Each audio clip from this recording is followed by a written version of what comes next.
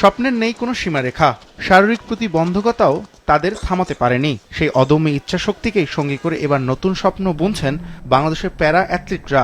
কেউ ছুটবেন ট্র্যাকে, কেউ নিশানা ভেদ করবেন তীর দিয়ে, কেউ আবার র্যাকেট হাতে লড়বেন প্রতিপক্ষের সঙ্গে। পানিতে গতি আর কোর্টে দক্ষতা দেখানোর অপেক্ষাও আছেন তারা। এবছরের 18 অক্টোবর জাপানের নাগোয়া শহরে শুরু হবে প্যারা এশিয়ান গেমসের পঞ্চম আসর, যা চলবে 24 অক্টোবর পর্যন্ত।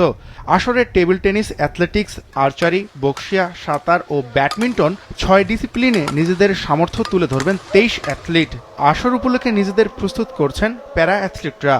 যদিও প্যারা এশিয়ান গেমসে আগে কখনো পদক জিতেনি বাংলাদেশ। আমি প্লেয়ার হিসাবে আমি চাইবো যে অলিম্পিকের মতো একটা আসরে খেলতে। এই জাপানে যে আইচি নাগোতে আমাদের যে অনুষ্ঠিত হবে গেমটা, এখানে আমার গোল্ড মারার ইচ্ছা আছে। 3টে ইভেন্টে অংশগ্রহণ করব, সেটা হচ্ছে ডিসকাস, শর্টপুট আর ব্যাডমিন্টন।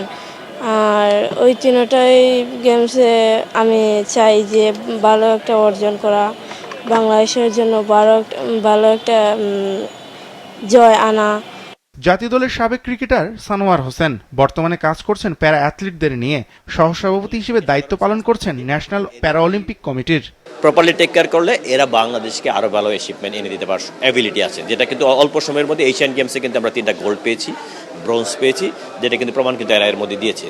ডেফিনেটলি আমরা ওই তাগিদ থেকেই যে এদেরকে যদি আরেকটু নার্সিং করতে পারি, ডেফিনেটলি আমরা ভালো কিছু করার চেষ্টা করব।